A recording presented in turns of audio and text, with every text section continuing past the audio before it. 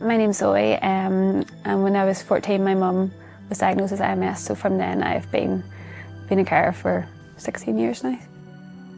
She had been sick for a lot of years and the doctors never really, they didn't know what it was. With MS that can happen quite a lot, there's lots of different symptoms that are different for everyone really. I kind of felt like a relief to our family. We're like, oh, she finally know what's going on here, there's something, maybe treat it. But very quickly after that she got very sick. It turned into a lot of long hospital stays and ended up in a wheelchair very fast after her diagnosis. So it was quite a big impact to the whole family. There was me, my sister, my mum and my granny. At that stage my granny was in her 80s, so ended up there was 2 people in the house that we were really caring for her from then on. Like, I had a great childhood and like, she was a brilliant mum to me. And my granny was amazing, but yeah, just from whenever I was 14 that really changed. Both my mum and my granny, they had full care packages, which has been amazing. They've been like 3 or 4 calls a day, every day. They were always in place, and because of that, I never really felt like I was a carer. Like, they were getting like their personal care needs met. Just looking back now, there is support, more support that I really did need at the time. Like my grades, they did drop because I didn't have anyone at home that was kind of making sure I was getting work done. Nobody really cared about that side of things anymore. You just want to be treated like a normal teenager. I just want to see my friends do the things I was doing before and doing the things that all my friends are doing. I don't want to do different things. I don't want to feel different. I want to feel the same, you know, whenever you're younger. For me anyway, I just wanted to fit in. My mum with MS, she doesn't have the same personality she used to. She wouldn't have the same interests in your life. She's very focused on her needs, understandably, but it doesn't feel like you're having a mother-daughter relationship anymore. And you grieve the person that she was before. And the guilt that comes alongside that is really hard, like something that you've really had to learn to live with, the guilt of feeling that, because your mum's still there, your mum's just the person still there, but I don't feel like I had a mum.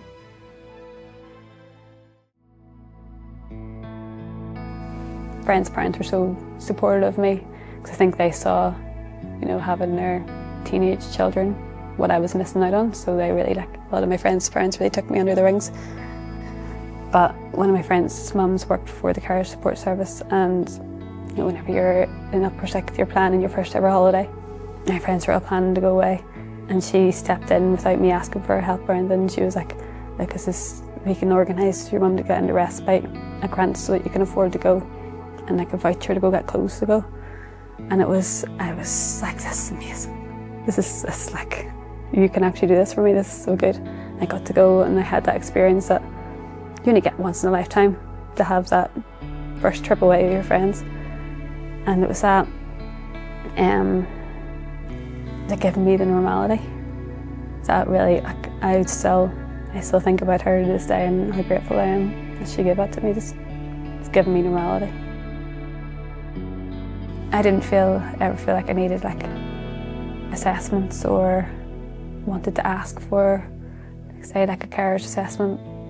But now that I've been really working for the Care Support Service now, I see more. I understand that people really want to give you the assessments, they really want to give you the support. You're not taken away from anyone else by saying yes. Like, you're not, to remind myself, I'm not a burden. It's very easy to say, oh, someone else did it, but it's hard to take it on yourself. That's what I'm working on. A couple of years ago, I was a wee bit sick and was in hospital, and there was weeks that I couldn't get to my mum. So after I had my second child, I didn't know if I was going to be able to even continue work, because something had to give. I wasn't able to give enough to my own children and my mum and my work. And an opportunity came up with the Care Support Service where I could work part-time, and it's kept me in work. It's given me that lifeline to actually be able to provide and food on the table and care and do both. And I really want to work. I've always wanted to work. Like I love it, and that's something that gets you away from your current responsibility too. Like it's a space too, and it's something that I really want to do, and I can still give 100% to my work, and then can go and give 100% to my current responsibilities too.